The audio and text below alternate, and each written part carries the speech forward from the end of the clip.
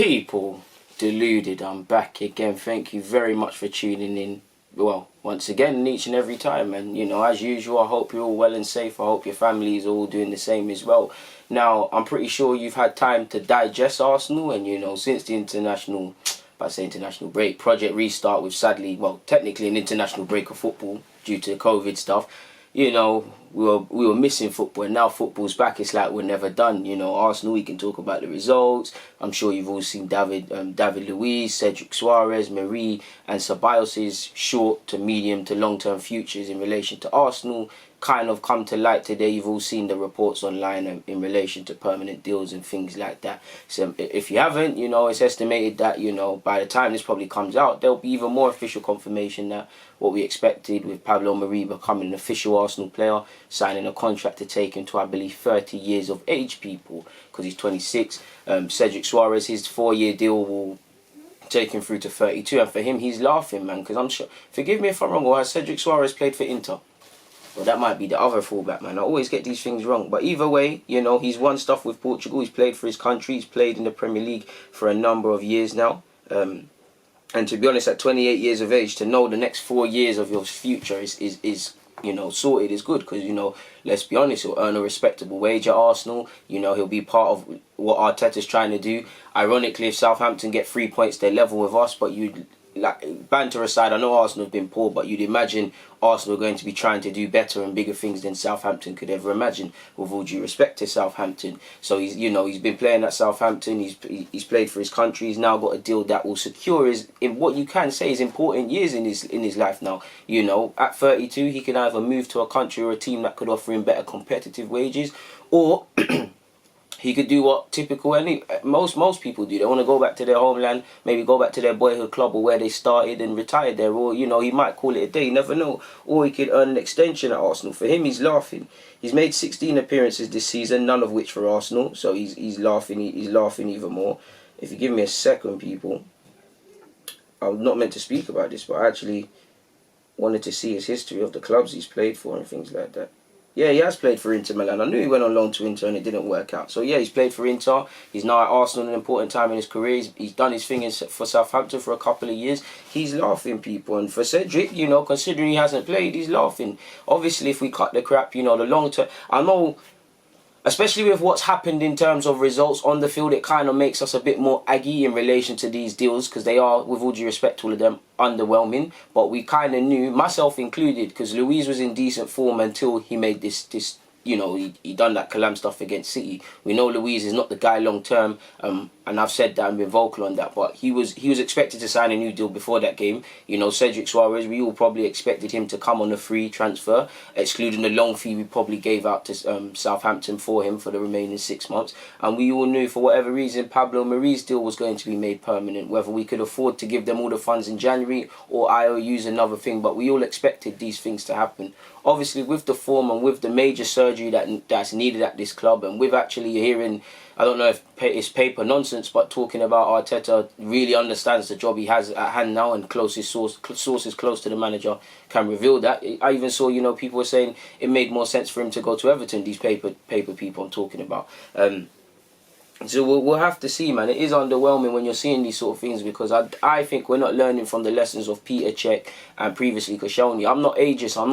I'm not one of these people. You know, when footballers turn 30, everybody screams, "Get them out, get them out." Look at Aguero. I know he's just turned 30, but David Silva, probably example, been around for years. My thing is that we need to, if we have a clear system, what are we trying to do? Teenagers to early mid-20s, you know, if you have a couple experienced players that could be called upon, I don't mind it. Like, we've been linked with Thiago Silva. I don't mind these sort of old signings, because they can provide experience and things like that. The problem with Arsenal is we have a cocktail. We have too many of them sort of players. We've got probably a couple of young players that clearly ain't good enough. We've got some middle-aged players that, you know, are punching playing for this club, even though we're in the current situation. And it's just many different bad cocktails, and these lot make it harder for us to obviously advance as a team.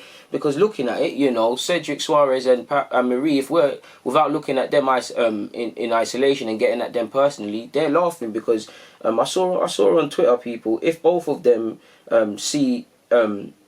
pardon me, if Marie and Cedric's 4-year deal both see them paid an average first team salary at Arsenal, then that's 40 million for two players with a combined 204 minutes of competitive football for the club, and I believe that was tweeted by James Bainge of Football London. I could be wrong with the organisation, but for me, again, if we don't look at and attack the players personally, this kind of talks about the regime. If, you know, there's been talks with Arteta and he said, you know what, when he's over these injury problems, Suarez is going to be something of mine. You know, I want Marie, I don't care how you have to do it, and I believe in Luis. Fair enough, but we can't be under no illusion that these players are just clearly not good enough, not even just them three in isolation. We've collectively got a squad of players that just aren't good enough for the task at hand. They can play better than they have been, but how many years, myself included, are we going to find ourselves speaking about that, people? And I'm sure you've all seen Mislintat's comments. Mislintat's spoken before, but some comments are resurfacing. I think I saw this in the Independent, and pardon me, I copied and pasted a large chunk of the article, people, so we might as well just start there. Apparently, Mislintat has told people Arsenal are an absolute mess, and in quotes it says, dysfunctional and with no clear plan. While some of this should be caveated with the fact the German himself is emotional and can be difficult to work with, his complaints ring true. Mislintat felt the scouting structure was way too bloated and that not enough of them individually involved were working towards a unifying idea. And that's what I always say on my videos, and I'm sure you feel the same. It's very...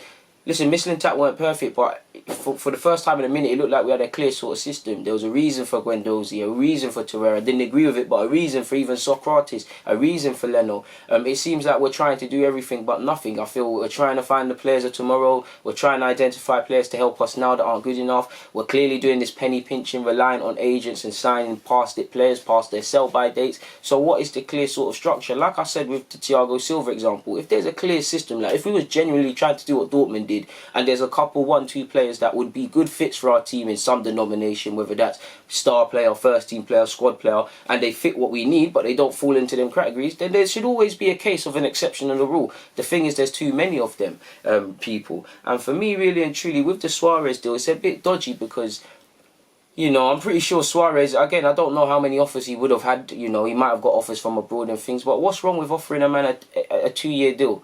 A 2-year, so it's a 2-year, maybe a 3-year deal, if anything, because in the next year he's got to work to that deal, or the next 2 years he's got to work for a contract, sort of thing. We've given him a cosy sort of position. I'm not saying he's like that, but you look at it, he's not played a game of football for us. He signed a 4-year deal at 28 years of age. You know, he secured himself. And I'm not saying he's like this, but just to be cynical, what sort of, I don't know the word, people, what sort of push does he have to want to make sure this is a thing? Like, he, you know, I'm not just here to joke about something fans have been annoyed about. I'm not saying him personally, but, you know, you want players to come here and kind of fight and be privileged. Like any club, you want people to be privileged to play for your club. That's why a lot of us took to Alexis Sanchez, that infectious work rate, you know, sort of thing. You want to see, not necessarily copying that, but you want to see that sort of enthusiasm, sort of thing. Apparently, Mislintat felt... Apparently, the Mislintat had issues with Raul Sanllehi. Apparently, Mislintat felt the Catalan was trying to keep everybody happy at a time when the club needed uncomfortable questions, which is like now. The German was also dumbfounded by what he saw as a pointless signing of Denis Suarez. That was apparently the final straw. And, you know, the financial outlay of Denis Suarez, what was 5-odd million, anything up to 5-odd million, sometimes it says 3 or whatnot. He wasn't fit to begin with. When fit, he didn't play, or fit to be on the bench. We know he was playing with pain and things. To make you wonder, what was the signing? What was the signing of signing Suarez? Forgive me if I'm wrong, but did Maria arrive with a sort of knock at Arsenal? I could be wrong about that.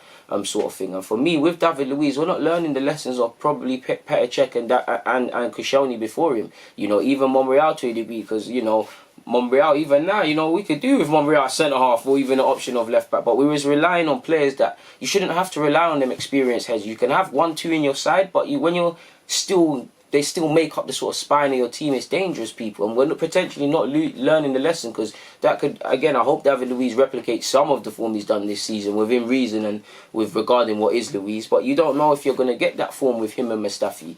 I hope the club sign another centre-half, but the cynic in me believes maybe the club turns around and says, you know what, technically Marie's a new signing, technically Saliba's to come next season, so you've got the 2 centre-halves that weren't here to start the season with per se. Last season, is that the 2 centre-halves? I don't know what the club has planned.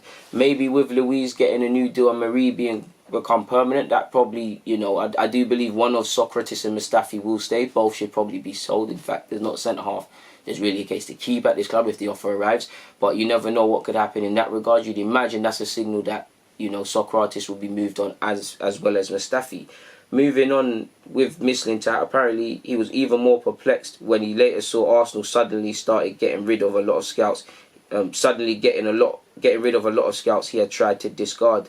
So he already warned them, and now they're trying to do it. And apparently it goes to say this is why figures like Gilmonde, who also worked in recruitment for the club, criticised them for now a lot of incoherence in choices.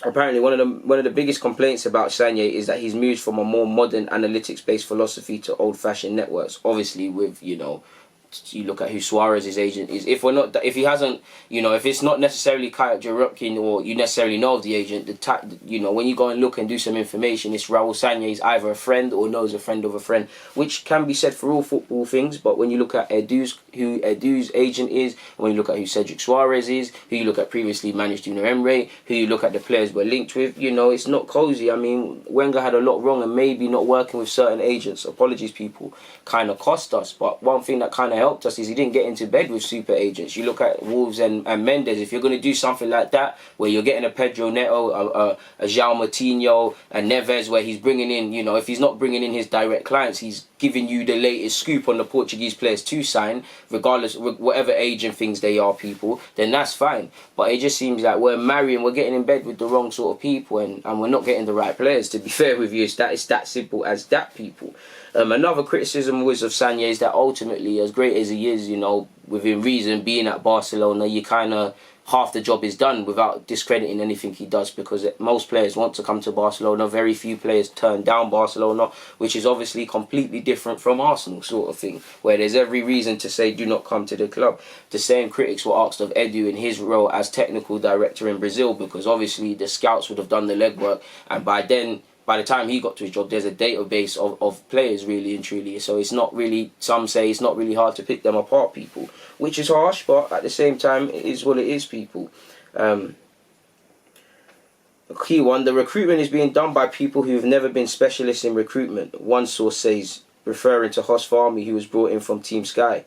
Their contracts are being done by a guy who worked in cycling. Now, I don't necessarily think that's fair. I mean, obviously, having people that truly love the game and understand the game is different. But, if he's a skilled negotiator in that field, why can't he obviously come through people if he's dealt with contracts? Obviously, the contracts might be different, the dynamics might be different, and if he doesn't have an appreciation for football, you can see it. But I don't think that part's necessarily fair. But although I do agree with, you've got specialists and there's not really any specialists, and it looks like everybody, with all due respect, ironically not to Raul Sagna, I know Edu's been technical director, but this is his first sort of job at club level. You've got Arteta, you've got other people doing what they're doing. Like, I don't know previously what club has Vinay done his role at before. So it seems like everybody's learning. Huss coming in, even though I think it's harsh from the cycling thing, at a time where Arsenal really shouldn't be doing this sort of stuff, letting novices learn and stuff, some would say.